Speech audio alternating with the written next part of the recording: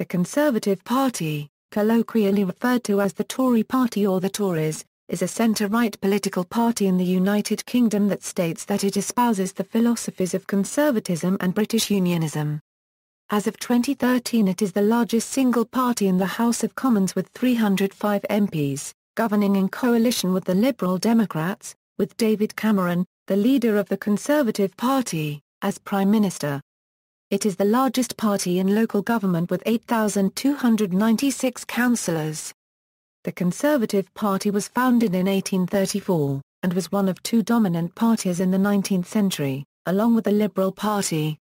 It changed its name to the Conservative and Unionist Party in 1912 after merging with the Liberal Unionist Party, although that name is rarely used and it is generally referred to as simply the Conservative Party.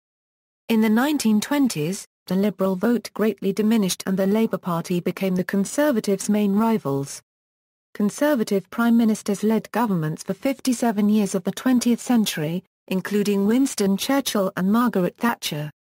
Thatcher's tenure led to wide-ranging economic liberalisation and saw the Conservatives become the most Eurosceptic of the three major parties. The party was returned to government in coalition, having failed to win a majority, in 2010 under the more liberal leadership of David Cameron. As of 2014 the Conservatives are the third largest British party in the European Parliament, with 19 MEPs, who sit with the soft Eurosceptic European Conservatives and Reformists parliamentary group, while the party itself was a member of the Alliance of European Conservatives and Reformists Europarty. The party was the third largest in the Scottish Parliament and second largest in the Welsh Assembly. They had been formerly allied to the Ulster Unionist Party as part of the Ulster Conservatives and Unionists arrangement, with the UUP participating in the five-party Northern Ireland Executive.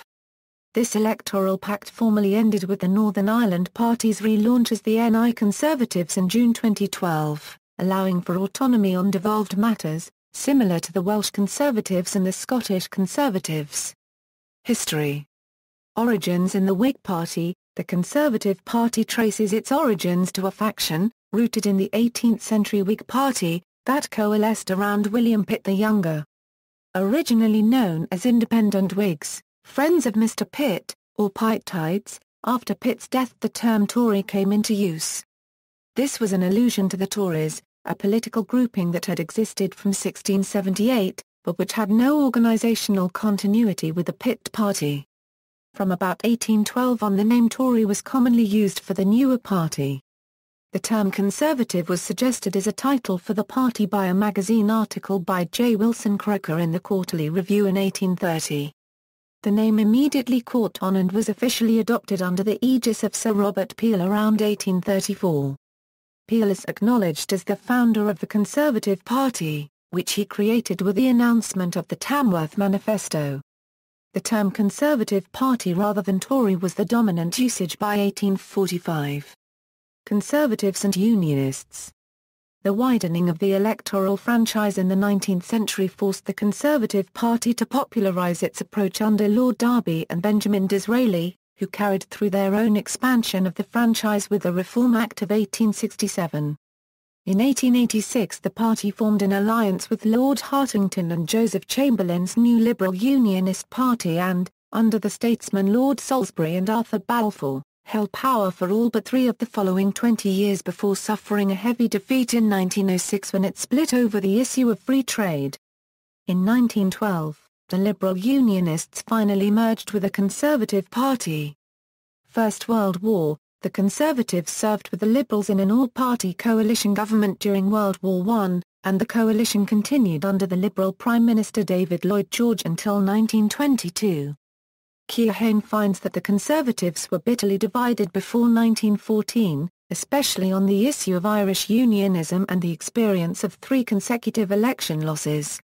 However, the war pulled the party together, allowing it to emphasise patriotism as it found new leadership and worked out its positions on the Irish question, socialism, electoral reform, and the issue of intervention in the economy.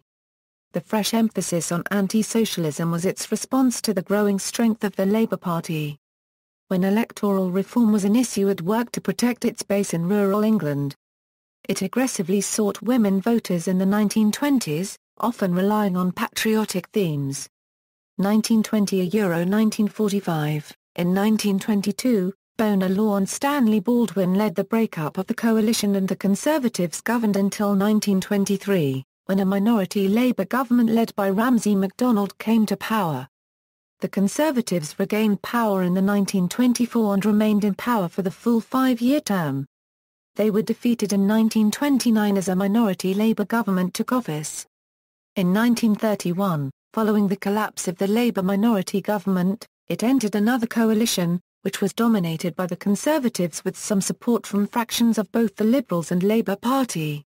In May 1940 a more balanced coalition was formed, the National Government, which, under the leadership of Winston Churchill, saw the United Kingdom through World War II. However, the party lost the 1945 general election to the resurgent Labour Party. 1945–1963. Popular dissatisfaction. In the late 1940s the Conservative Party exploited and incited growing public anger at food rationing, scarcity, controls, austerity, and omnipresent government bureaucracy. They used the dissatisfaction with the socialistic and equalitarian policies of the Labour Party to rally middle-class supporters and build a political comeback that won the 1951 general election. Their appeal was especially effective to housewives, who faced more difficult shopping conditions after the war than during the war. Modernizing the Party. In 1947 the party published its Industrial Charter, which marked its acceptance of the post-war consensus on the mixed economy and labour rights. David Maxwell Fyfie chaired a committee into Conservative Party organisation that resulted in the Maxwell Fyfie Report.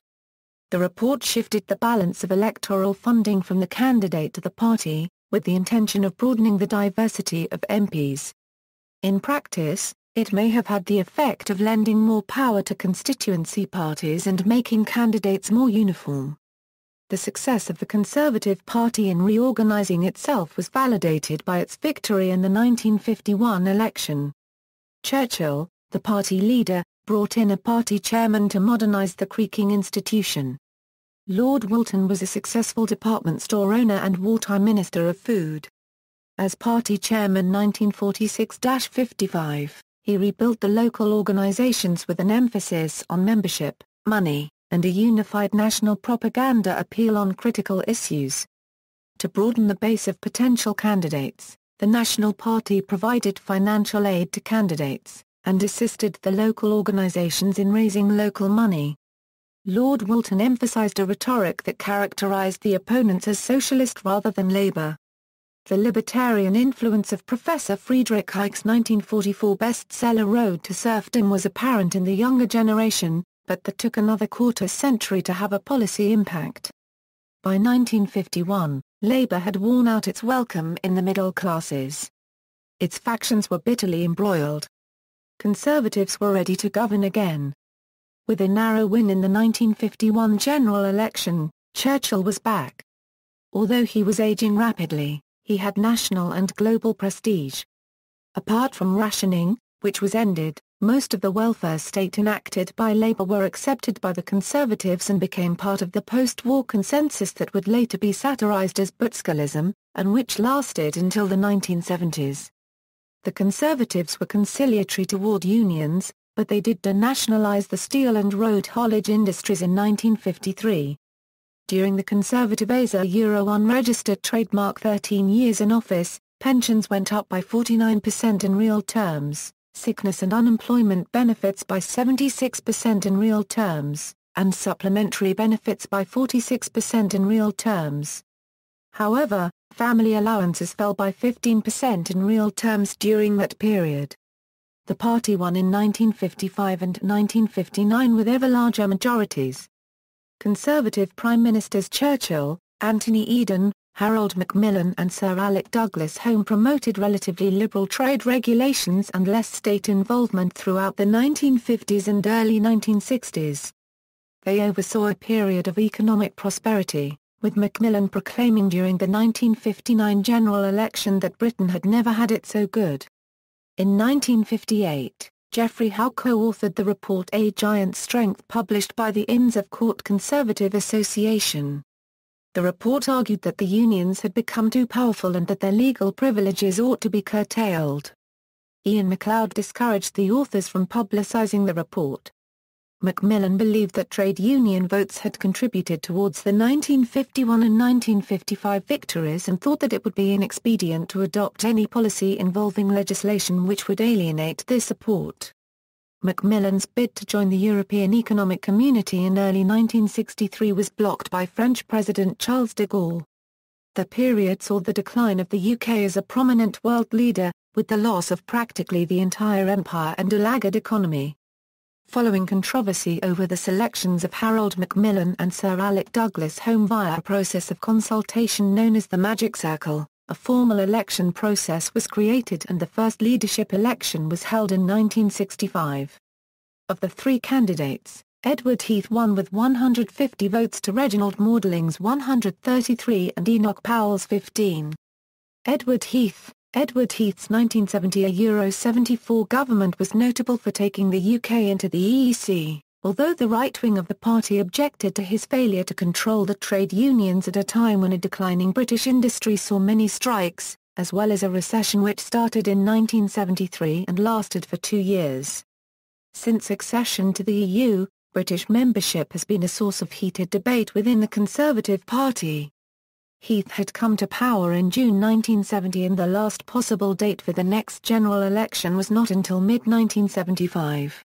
However, a general election was held in February 1974 in a bid to win public support during a national emergency caused by the miners' strike. However, Heath's attempt to win a second term in power at this snap election failed, as a deadlock result left no party with an overall majority. The Conservatives had more votes than Labour, who had 4 more seats. Heath resigned within days, after failing to gain Liberal Party support in order to form a coalition government, paving the way for Harold Wilson and Labour to return to power as a minority government.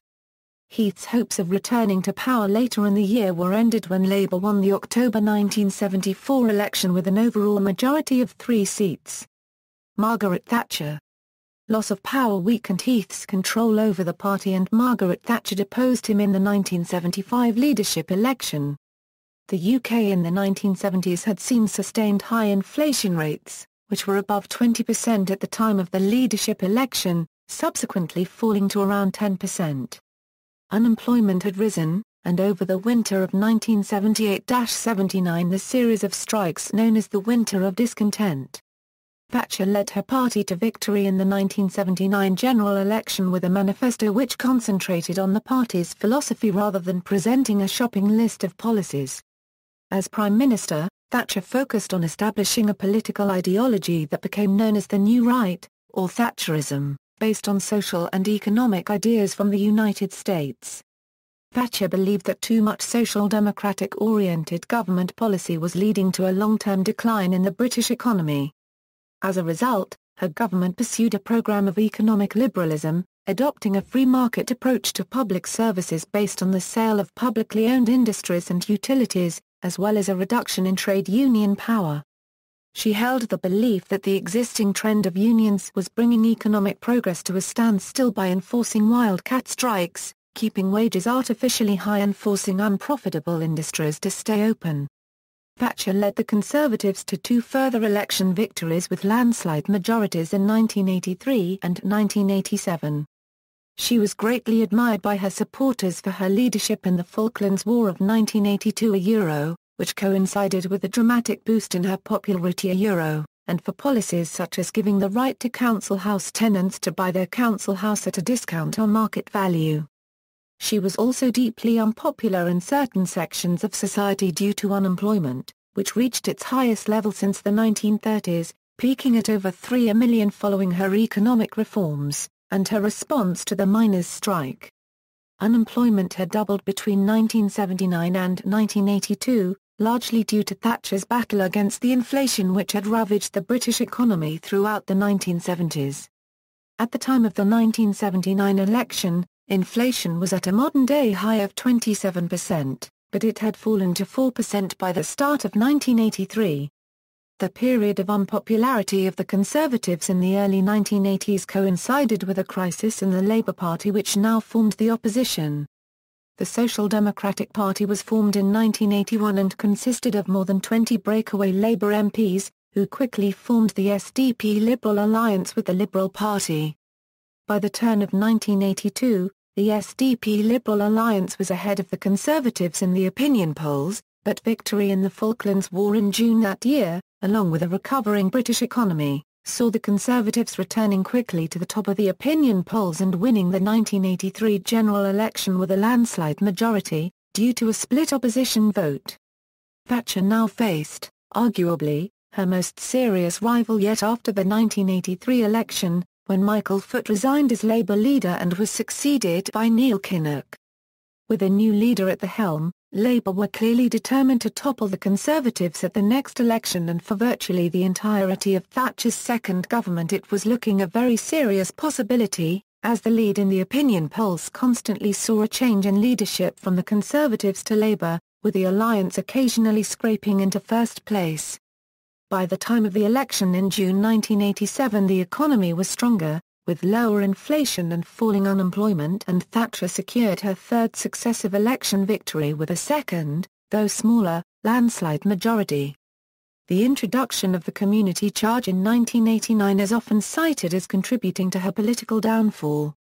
The summer of 1989 saw her fall behind Neil Kinnock's Labour in the opinion polls for the first time since 1986, and her party's fall in popularity continued into 1990. By the second half of that year, opinion polls were showing that Labour had a lead of up to 16 points over the Conservatives, and they faced a tough 18 months ahead of them if they were to prevent Kinnock's ambition to be Prime Minister from being realised. At the same time, the economy was sliding into another recession. Internal party tensions led to a leadership challenge by the Conservative MP Michael Heseltine.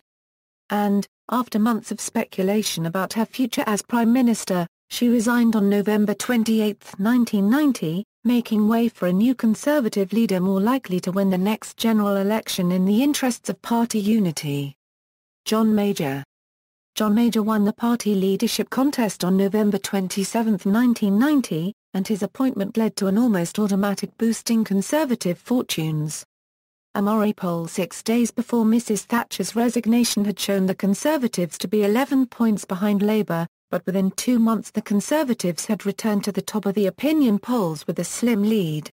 An election had to be held within the next 18 months and the UK economy was sliding into recession, but 1991 was a year of electoral uncertainty as the Conservatives and Labour regularly swapped places at the top of the opinion polls, and Major resisted Neil Kinnock's numerous calls for an immediate election. The election was finally held on April 9, 1992, and the Conservatives won, even though the economy was still in recession and most of the polls had predicted either a Labour win or a hung parliament. Major's vigorous campaigning, notably his claim that the UK would have higher prices and higher taxes under a Labour government, was seen to have been crucial in his election win, as was a high-profile campaign by the Sun newspaper against Labour leader Neil Kinnock, who resigned in the aftermath of the election to be succeeded by John Smith. The party also touched upon the issue of immigration, claiming that under Labour, immigration would rise hugely. The UK economy was deep in recession by this stage and remained so until the end of the year. The pound sterling was forced out of the European exchange rate mechanism on September 16, 1992, a day thereafter referred to as Black Wednesday. Soon after, approximately 1 million householders faced repossession of their homes during a recession that saw a sharp rise in unemployment, taking it close to 3 million. The party subsequently lost much of its reputation for good financial stewardship, although the end of the recession was declared in April 1993, bringing economic recovery and a rise in employment. The party was also plagued by internal division and infighting, mainly over the issue over policy towards the European Union. The party's Eurosceptic wing, represented by MPs such as John Redwood, opposed further EU integration, whilst the party's pro-European wing, represented by men such as Chancellor of the Exchequer Kenneth Clarke, was broadly supportive. The issue of the creation of a single currency also inflamed tensions, and these would continue to dog the party until the early 2000s. These divisions gave off an impression of a divided party, which had lost touch with the voters. Major also had to survive a leadership challenge in 1995 by the Secretary of State for Wales, the aforementioned John Redwood. He survived, but Redwood received 89 votes from MPs, as well as the backing of the Sun newspaper, which described the choice as being between Redwood or Deadwood. This further undermined Major's influence in the party. The Conservative government was also increasingly accused in the media of sleaze.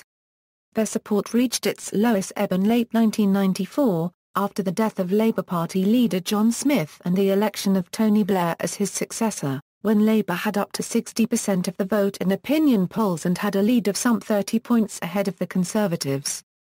The Labour lead was gradually narrowed over the next 2 years, as the Conservatives gained some credit for the strong economic recovery and fall in unemployment.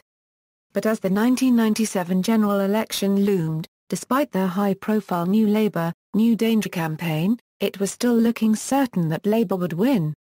An effective opposition campaign by the Labour Party culminated in a landslide defeat for the Conservatives in 1997 that was Labour's largest ever parliamentary victory. The 1997 election left the Conservative Party with MPs in just England, all remaining seats in Scotland and Wales having been lost and not a single seat having been gained anywhere. Back in opposition, William Hague, John Major resigned as party leader after the Conservatives were voted out of power and was succeeded by William Hague. Though Hague was a strong debater, a Gallup poll for the Daily Telegraph found that 2/3 of voters regarded him as a bit of a wally, for headlines such as his claim that he drank 14 pints of beer in a single day in his youth. He was also criticised for attending the Notting Hill Carnival and for wearing a baseball cap in public in what were seen as poor attempts to appeal to younger voters. Shortly before the 2001 election, Hague was much maligned for a speech in which he predicted that a re-elected Labour government would turn the UK into a foreign land.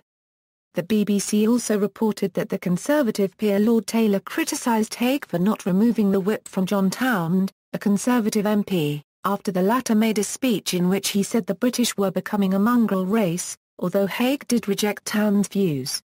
The 2001 election resulted in a net gain of just one seat for the Conservative Party, just months after the fuel protests of September 2000 had seen the Conservatives briefly take a narrow lead over Labour in the opinion polls. Having privately set himself a target of 209 seats, matching Labour's performance in 1983 a target which he missed by 43 a William Hague resigned soon after. Ian Duncan Smith and Michael Howard. Ian Duncan Smith is a strong Eurosceptic, but the issue did not define Duncan Smith's leadership, though during his tenure Europe ceased to be an issue of division in the party as it united behind calls for a referendum on the proposed European Union constitution. However, before he could lead the party in a general election, Duncan Smith lost the vote on a motion of no confidence by MPs who felt that the party would not be returned to government under his leadership. This was despite the Conservative support equalling that of Labour in the months leading up to his departure from the leadership. Michael Howard then stood for the leadership unopposed on November 6, 2003. Under Howard in the 2005 general election, the Conservative Party increased their total vote share by around 0.7% and more significantly their number of parliamentary seats by 33.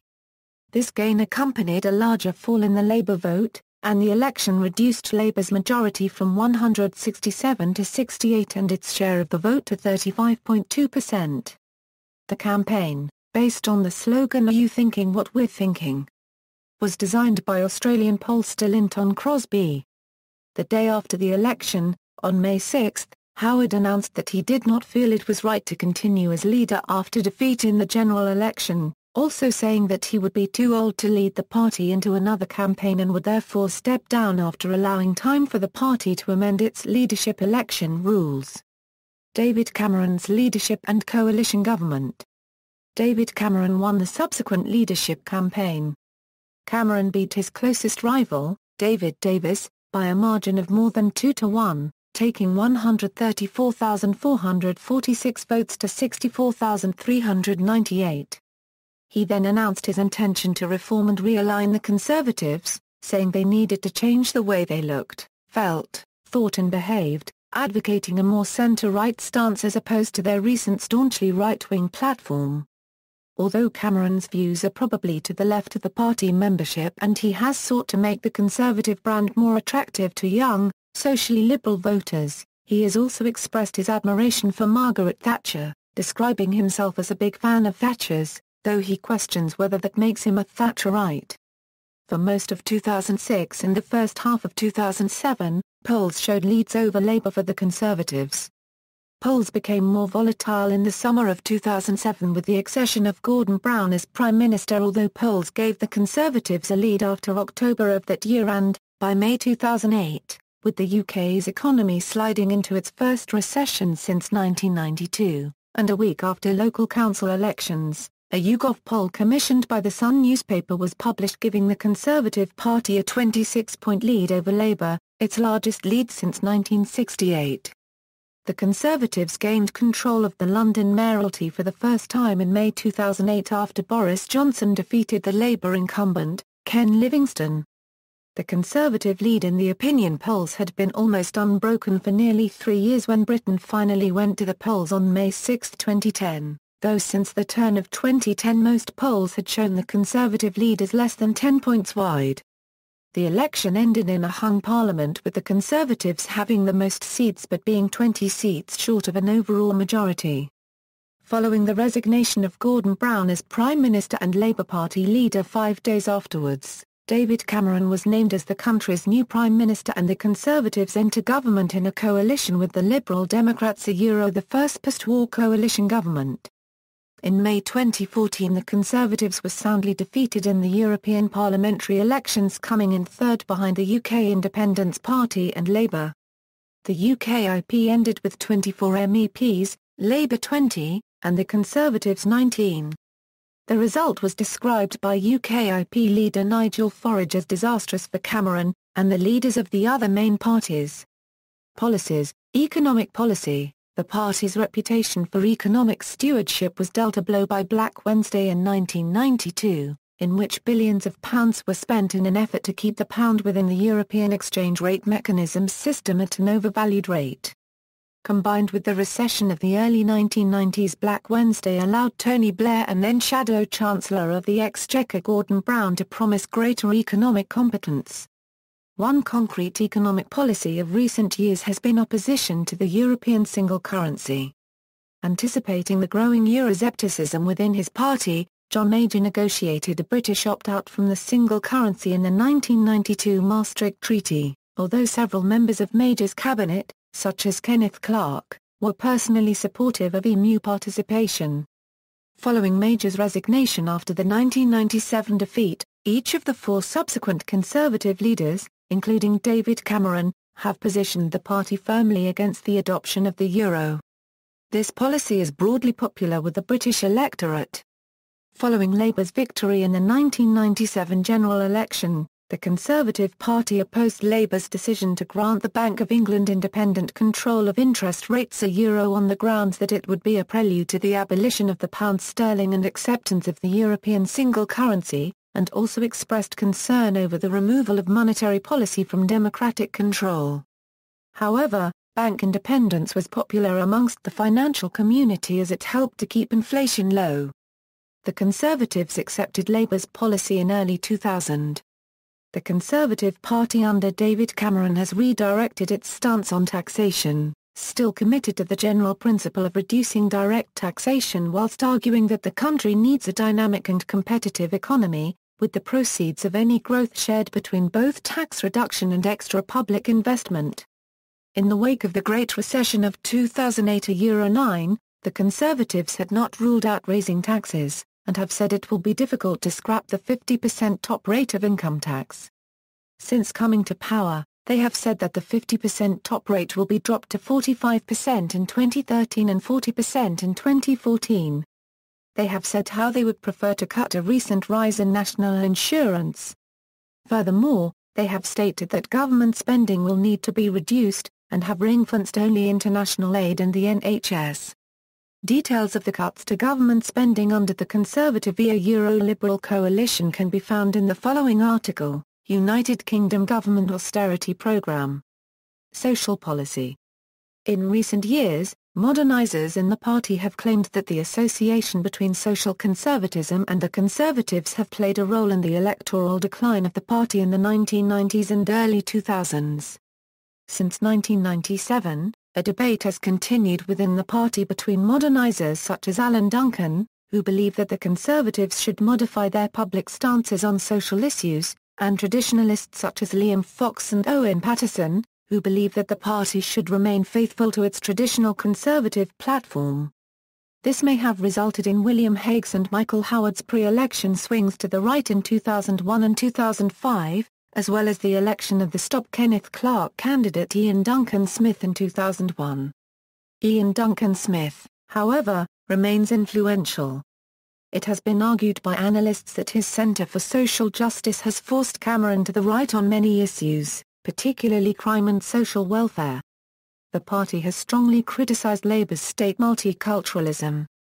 Shadow Home Secretary Dominic Grieve said in 2008 that multiculturalism had created a terrible legacy, a cultural vacuum that has been exploited by extremists. However, Conservative critics such as Peter Hitchens assert that Cameron's is an equally multicultural outlook and accuse the Conservative Party of promoting what they see as Islamic extremists. Foreign policy.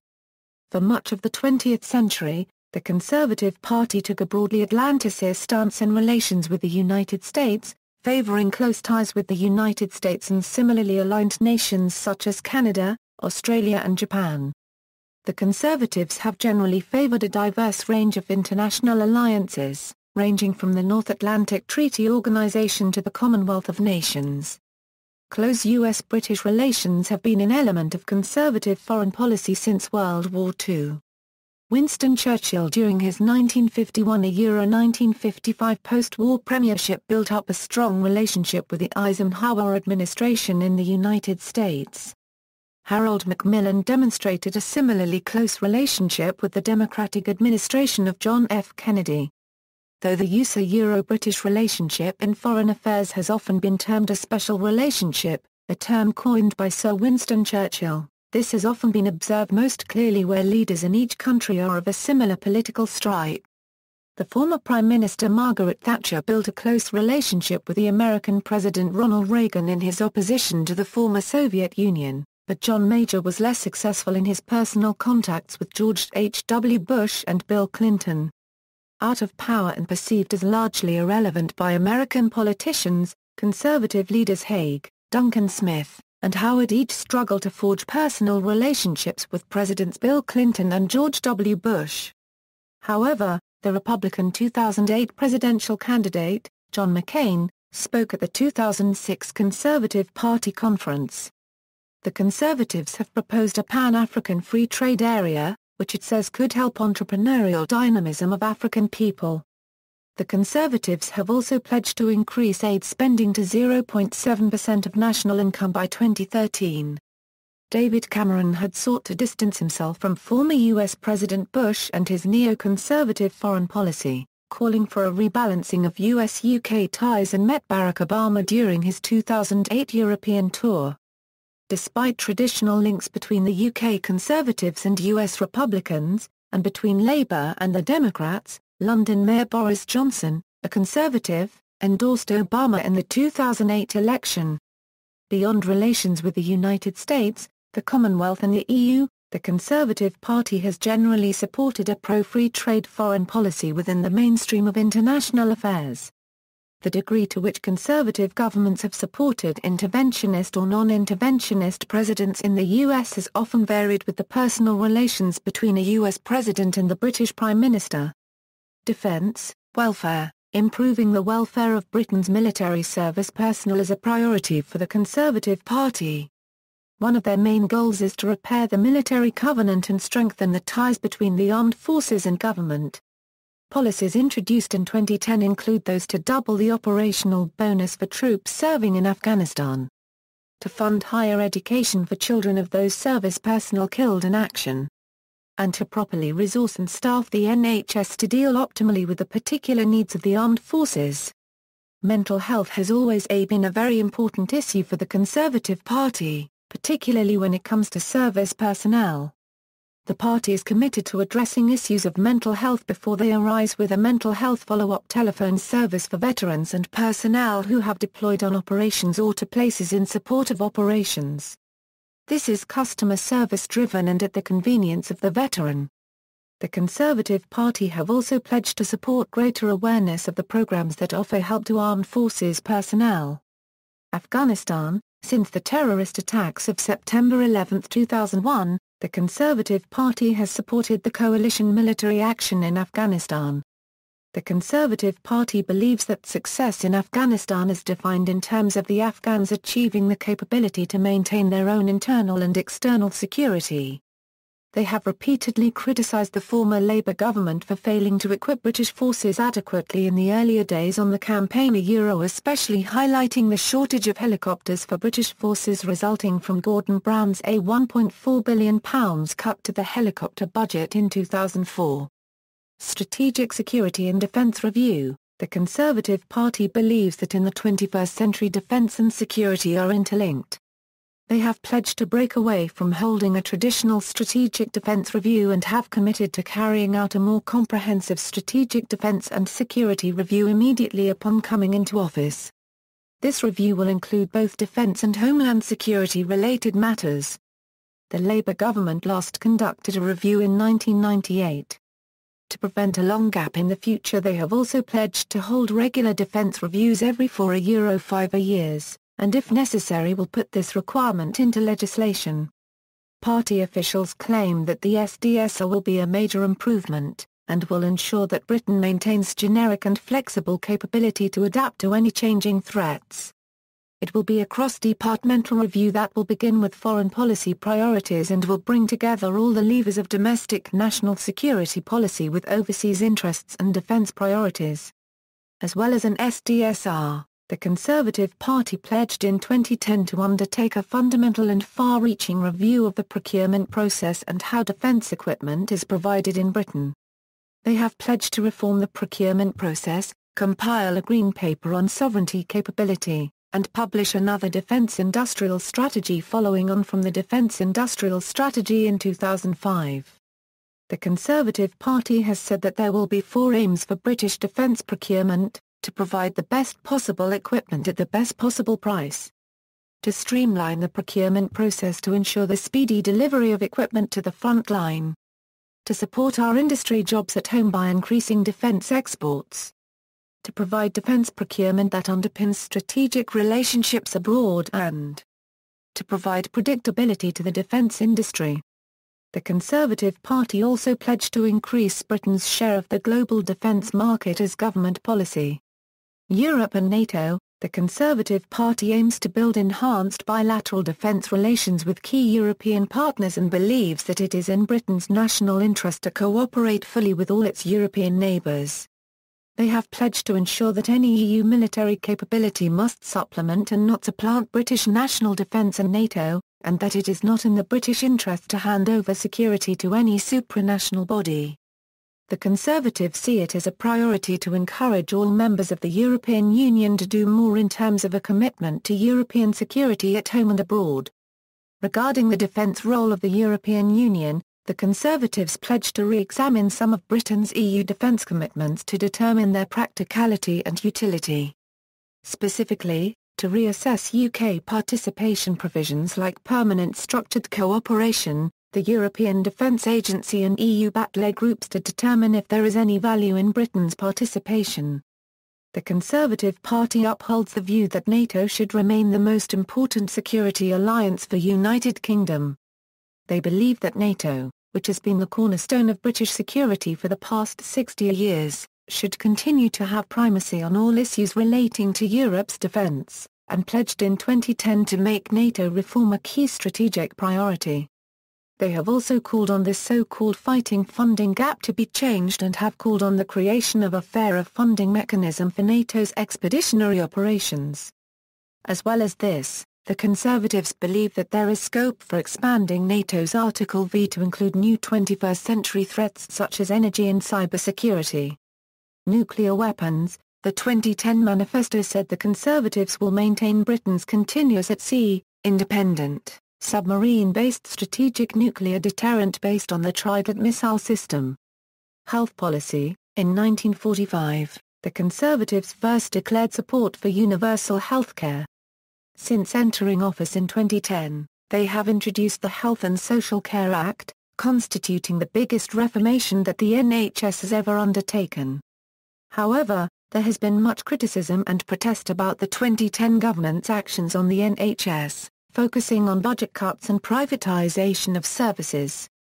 After a 2013 union protest said by police to have been one of the largest protests seen in Manchester, the General Secretary of the Trades Union Congress said that austerity was having a devastating effect, with 21,000 NHS jobs lost over the previous 3 months alone, and that the NHS is one of Britain's finest achievements and we will not allow ministers to destroy, through cuts and privatisation, what has taken generations to build. The Department of Health responded that there was absolutely no government policy to privatise NHS services. Drug policies, views on drug legality and policing vary greatly within the Conservative Party. Many Conservative politicians such as Alan Duncan take the libertarian approach that individual freedom and economic freedom of industry and trade should be respected. Other Conservative politicians, despite being economically liberal, are in favour of full prohibition of the ownership and trade of many drugs. Other Conservatives are in the middle ground, favouring stances such as looser regulation and decriminalisation of some drugs. Legalization of cannabis for medical uses is favoured by some Conservative politicians, including Boris Johnson. Education policy. In education, the Conservatives have pledged to review the national curriculum, and introduce the English baccalaureate. The restoration of discipline was also highlighted, as they want it to be easier for pupils to be searched for contraband items, the granting of anonymity to teachers accused by pupils, and the banning of expelled pupils being returned to schools via appeal panels.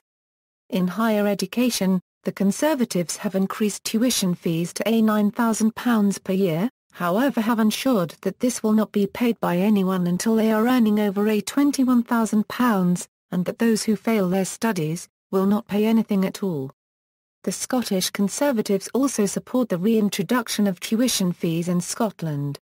Jobs and welfare policy. One of the Conservatives' key policy areas of 2010, was to reduce the number of people in the UK claiming state benefits, and increase the number of people in the workforce. They have stated that all those in the UK claiming incapacity benefit, will face a review of their cases. Until 1999, Conservatives opposed the creation of the national minimum wage, citing that they believed it would cost jobs, and businesses would be reticent to start business in the UK from fear of high labour costs. However, the party have since pledged support. They support, and have implemented, the restoration of the link between pensions and earnings, and seek to raise retirement age from 65 to 66. Energy climate change policy. David Cameron brought several green issues to the forefront of his 2010 campaign. These included proposals designed to impose a tax on workplace car parking spaces, a halt to airport growth, a tax on cars with exceptionally poor petrol mileage, and restrictions on car advertising. Justice and crime policy. In 2010, the Conservatives campaigned with a conviction to cut the perceived bureaucracy of the modern police force and pledged greater legal protection to people convicted of defending themselves against intruders. They also supported the creation of a UK Bill of Rights, however this was vetoed by their coalition partners the Liberal Democrats. Some Conservatives, particularly within the socially conservative Cornerstone group, support the reintroduction of the death penalty, although the majority of party members oppose it. European Union policy. No subject has proved more divisive in the Conservative Party in recent history than the role of the United Kingdom within the European Union.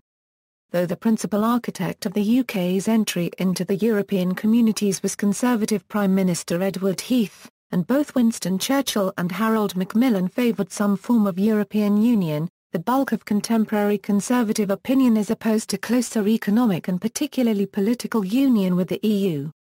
This is a noticeable shift in British politics, as in the 1960s and 1970s the Conservatives were more pro-Europe than the Labour Party.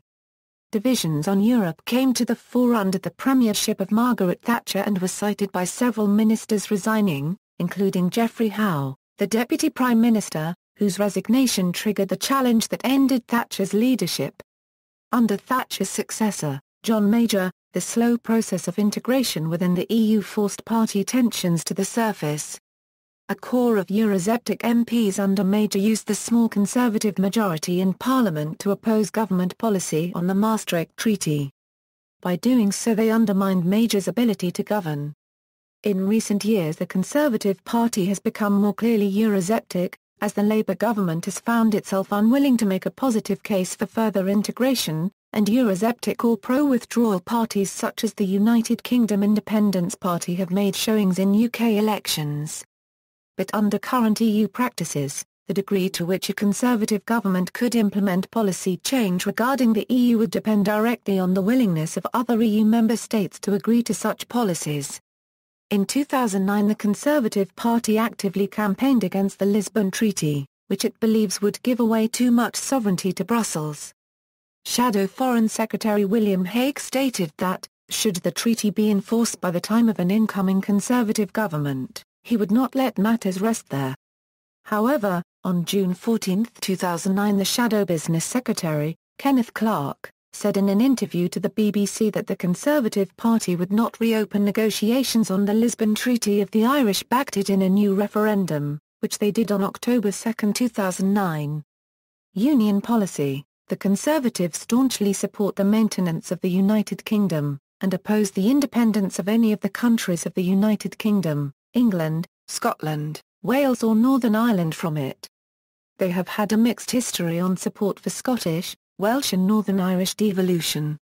In 1968, Edward Heath issued his Perth Declaration, in support of a Scottish Assembly, in the wake of growing nationalism.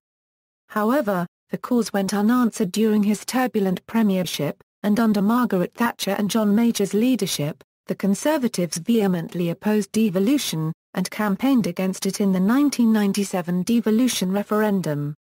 Following the Scottish Parliament's establishment in 1999, they have vowed to support its continued existence, and along with Labour and the Liberal Democrats, they supported the Scotland Bill, granting further devolution of power.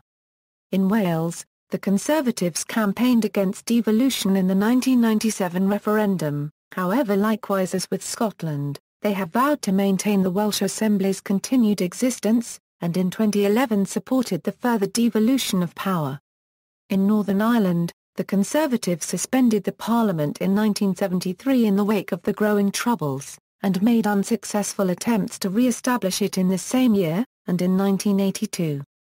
They supported the Belfast Agreement negotiated by the Blair government in 1998, and in 2009, negotiated an electoral pact with the declining Ulster Unionist Party, whom it had previously been allied to before 1973.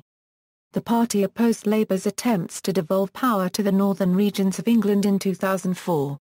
However, they have recently declared support for a commission into the West Lothian question, as to whether or not only English MPs should be able to vote on issues solely affecting English matters.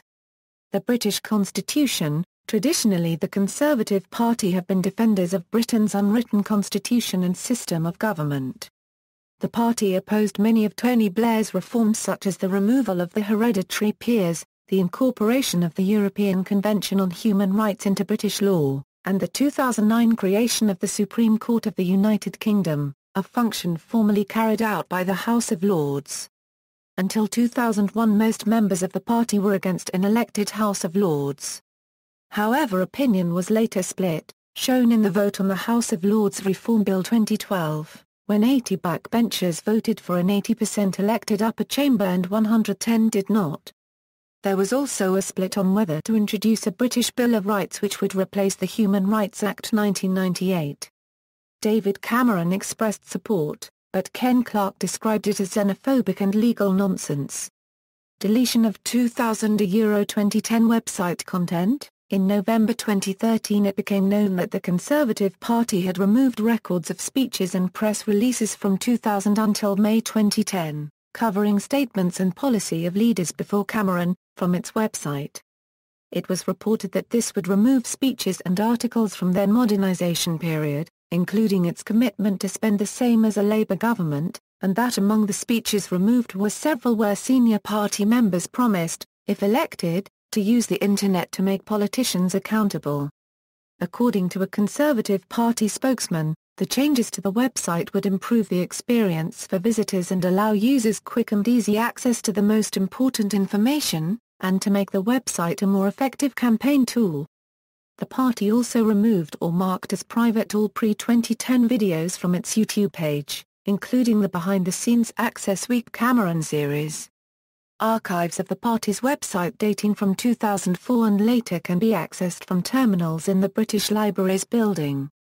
Organisation, party structure.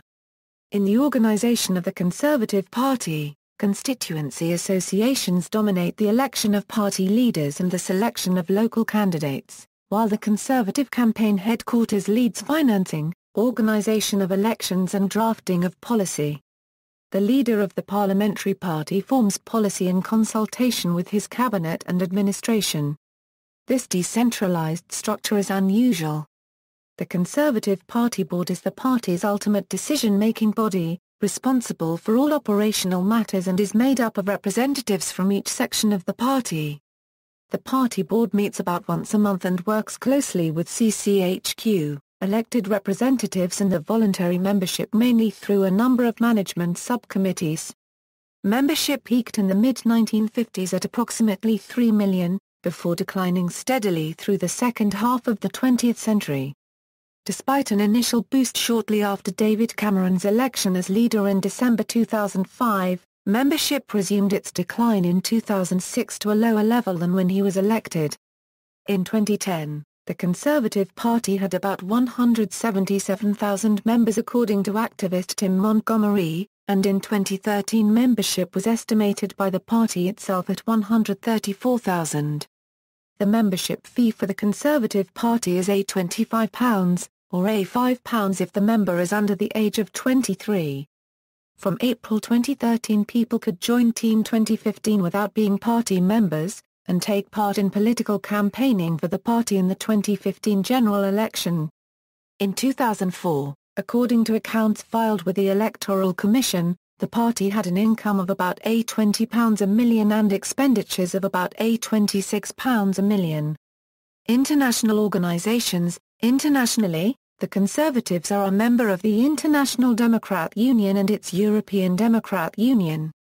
In the summer of 2006, the Conservatives became founding members of the Movement for European Reform, following Cameron's pledge to end the 14-year-old partnership between the largely Eurosceptic Conservatives and the more Euro-integrationist European People's Party. Within the European Parliament, the Conservatives remained members of a bloc called the European Democrats, which committed to sit with the EPP as the European People's Party, a Euro-European Democrats parliamentary group until 2009. Paradoxically, the EPP group is a strongly pro-EU integrationist grouping in the EP, while the ED is a Eurosceptic grouping. In June 2009 the Conservative Party leader David Cameron sealed a new alliance with the National Conservative Law and Justice of Poland. Cameron attended a gathering at Warsaw's Palladium Cinema celebrating the foundation of the new alliance. Also present were Jarosław Kaczyński, the leader of PiS, and Majek Topolánek, leader of the Civic Democratic Party in the Czech Republic. As of June 2009, Cameron required a further 4 partners apart from the Polish and Czech supports to qualify for official fraction status in the parliament. The rules state that a caucus needs at least 25 MEPs from at least 7 of the 27 EU member states. In forming the caucus, Cameron is reportedly breaking with 2 decades of cooperation by the UK's Conservative Party with the mainstream European Christian Democrats and Conservatives in the European Parliament, the European People's Party on the grounds that it is dominated by European federalists and supporters of the Lisbon Treaty, which is opposed by Tories.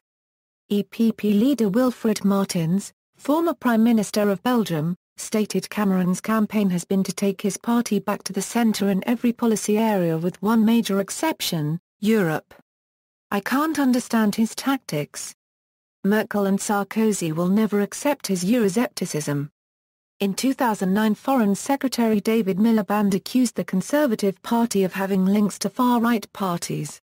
He reiterated this in October, saying he was astounded by comments of the ECR Group's chairman, the Polish MEP Michael Kaminski, who had said that he believed that the murder of hundreds of Jews in Edwardden by Poles should be considered a lesser crime than those committed by the Nazis during the Holocaust. Criticisms such as this have generally been countered by Conservatives making similar claims about members of the Labour Party's group in the European Parliament. In October 2009, the Conservative Party came under pressure from the US administration concerning its alliances in the European Parliament. According to reports, the Conservative Party's links to far-right parties within Europe caused a host of condemnation from Jewish groups in the US. Ira Foreman, chief executive of the National Jewish Democratic Council, stated that there was obviously concern in the U.S. when there is legitimacy conferred on individuals and political parties that have had some association with anti-Semitism. In 2009, the Conservatives won 26 seats in the European Parliament, which increased to 27 in 2011 due to defection by a UK Independence Party MEP, dropping back to 26 when a Conservative moved to UKIP. Funding. In the first decade of the 21st century, half the party's funding came from a cluster of just 50 donor groups, and a third of it from only 15. In the year after the 2010 general election, half the Tories' funding came from the financial sector. Party factions. One Nation Conservatives. One Nation conservatism was the party's dominant ideology in the 20th century until the rise of Thatcherism in the 1970s, and included in its ranks Conservative prime ministers such as Stanley Baldwin, Harold Macmillan and Edward Heath. The name itself comes from a famous phrase of Disraeli. The basis of One Nation conservatism is a belief in social cohesion, and its adherents support social institutions that maintain harmony between different interest groups, classes, and more recently different races or religions. These institutions have typically included the welfare state, the BBC, and local government. Some are also supporters of the European Union, perhaps stemming from an extension of the cohesion principle to the international level, though others are strongly against the EU. Prominent One Nation conservatives in the contemporary party include Kenneth Clarke, Malcolm Rifkind and Damien Green.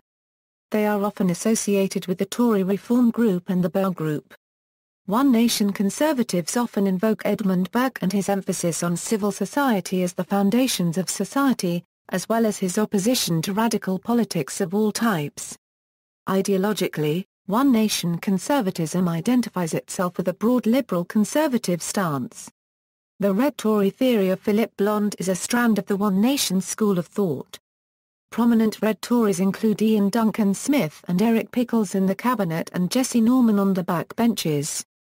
Free market conservatives. The second main grouping in the Conservative Party is the free market wing of economic liberals who achieved dominance after the election of Margaret Thatcher as party leader in 1975. Their goal was to reduce the role of the government in the economy, and to this end they supported cuts in direct taxation, the privatization of nationalized industries and a reduction in the size and scope of the welfare state. Supporters of the free market wing have been labeled as Thatcherites. The group has disparate views of social policy. Thatcher herself was socially conservative and a practicing Anglican, but the free market wing in the Conservative Party harbour a range of social opinions from the civil libertarian views of Michael Portillo, Daniel Hannan, Douglas Carswell and David Davis to the traditional conservatism of former party leaders William Hague and Ian Duncan Smith. The Thatcherite wing is also associated with the concept of a classless society. Most free marketeers are also Eurosceptic, perceiving most EU regulations as interference in the free market and/or a threat to British sovereignty. EU centralisation also conflicts with the localist ideals that have grown in prominence within the party in recent years. Rare Thatcherite Europhiles include Leon Britton. Many take inspiration from Thatcher's Bruges speech in 1988, in which she declared that we have not successfully rolled back the frontiers of the state in Britain only to see them reimposed at a European level. A number of free market conservatives have signed the Better Off Out pledge to leave the EU. Thatcherites and economic liberals in the party also tend to be Atlanticist, identifying strongly with the founding principles of the United States. This was demonstrated with the close friendship between Margaret Thatcher and U.S. President Ronald Reagan. Thatcher herself claimed philosophical inspiration from the works of Burke and Friedrich Hayek for her defense of liberal economics. Groups associated with this tradition include the No Turning Back Group and Conservative Way Forward, whilst Enoch Powell and Sir Keith Joseph are usually cited as early influences in the movement. Traditionalist conservatives, this right-wing grouping is currently associated with the Cornerstone group, and is the third main tradition within the Conservative Party. The name stems from its support for three British social institutions, the Church of England, the Unitary British State and the family. To this end, they emphasise the country's Anglican heritage, oppose any transfer of power away from the United Kingdom either downwards to the nations and regions or upwards to the European Union and seek to place greater emphasis on traditional family structures to repair what they see as a broken society in the UK. They are strong advocates of marriage and believe the Conservative Party should back the institution with tax breaks and have opposed Labour's alleged assault on both traditional family structures and fatherhood. Most oppose high levels of immigration and support the lowering of the current 24-a-week abortion limit. Some members in the past have expressed support for capital punishment. Prominent MPs from this wing of the party include Andrew Rossendale, Nadine Dorries and Edward Layer, the latter a prominent Roman Catholic, notable in a faction marked out by its support for the established Church of England. The conservative English philosopher Roger Scruton is a representative of the intellectual wing of the Cornerstone group. His writings rarely touch on economics and instead focus on conservative perspectives concerning political, social, cultural and moral issues. Relationships between the factions, sometimes two groupings, have united to oppose the third. Both Thatcherite and traditionalist conservatives rebelled over Europe during John Major's premiership. And traditionalist and One Nation MPs united to inflict Margaret Thatcher's only major defeat in Parliament, over Sunday trading. Not all Conservative MPs can be easily placed within one of the above groupings. For example, John Major was the ostensibly Thatcherite candidate during the 1990 leadership election, but he consistently promoted One Nation Conservatives to the higher reaches of his cabinet during his time as Prime Minister. These included Kenneth Clarke as Chancellor of the Exchequer and Michael Heseltine as Deputy Prime Minister. Electoral performance. This chart shows the electoral performance of the Conservative Party in general elections since 1835. Associated groups. Ideological groups, interest groups, think tanks, alliances, party structures, see also. Deputy leaders of the Conservative Party, Anthony Eden 1940 1955, Harold Macmillan 1955 1957, Rab Butler 1957 1964, Willie Whitelaw 1975 1988, Michael Heseltine 1995 1997, Peter Lilly 1998 1999, Michael Ancram 2001 2005, William Hague 2009 Cameron Ministry, Chairman of the Conservative Party, Conservative Campaign Headquarters, Conservative Party Leadership Election, 2005, List of Conservative Party politicians, List of UK Conservative Party General Election manifestos, references. Bibliography and further reading, Bale, Tim. The Conservative Party, From Thatcher to Cameron Polity Press ISBN 978-0745648583, Bale, Tim. The Conservatives Since 1945, The Drivers of Party Change. Oxford University Press ISBN 978-0199234370, Beer, Samuel. The Conservative Party of Great Britain, Journal of Politics Volume 14, No. 1, pp. 41 71 in JSTOR, Blake, Robert. The Conservative Party From Peel to Major. Excerpt and text search, Blake, Robert and Louis William Roger, eds. Churchill, A Major New Reassessment of His Life in Peace and War, 581 pp. 29 essays by scholars on specialized topics, Bulmer Thomas, Ivor. The Growth of the British Party System Volume I, 1640–1923, Bulmer Thomas, Ivor. The Growth of the British Party System Volume II, 1924–1964, revised to 1966. Conservative-Labour Confrontation, Campbell, John. Margaret Thatcher. Volume II, The Iron Lady.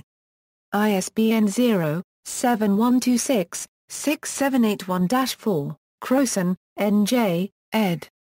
The Longman Companion to the Conservative Party since 1830. Chronologies. Relations with Women, Minorities, Trade Unions, Ireland, Social Reform and Empire. Dorey, Peter. Garnett, Mark. Denham, Andrew. From Crisis to Coalition, The Conservative Party, 1997. Euro 2010. Palgrave Macmillan. ISBN 978-0230542389. Excerpt and text search, Evans, Eric J. Thatcher and Thatcherism, Garnett, Mark, and Philip Lynch. The Conservatives in Crisis, The Tories After 1997. Green, EHH. Ideologies of Conservatism, Conservative Political Ideas in the 20th Century, Green, EHH. The Crisis of Conservatism, The Politics, Economics, and Ideology of the British Conservative Party, 1880. Euro 1914, Harris, Robert. The Conservatives. A History. Bantam Press. ISBN 978-0593065112, King, Anthony, ed. British Political Opinion 1937. Euro 2000, The Gallup Polls, Lawrence, John. Electing Our Masters, The Hustings in British Politics from Hogarth to Blair. Excerpt and text search, Mackenzie, R.T. and De Silva. Angels in Marble, Working Class Conservatives in Urban England, Ruat, Charles Locke. Britain Between the Wars, 1918. Euro 1946. 194 pp. Norton, Bruce F. Politics in Britain. Textbook, Parry, J.P. Disraeli and England, Historical Journal Volume 43, No. 3, ppA 699. Euro 728. In JSTOR, Patterson, David. Liberalism and Conservatism, 1846–1905, Textbook, Powell, David.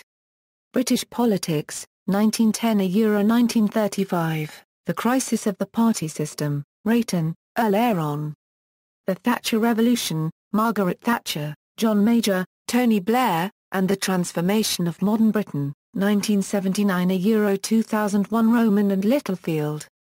ISBN 0-7425-2203-2, Searle, Gra. New England.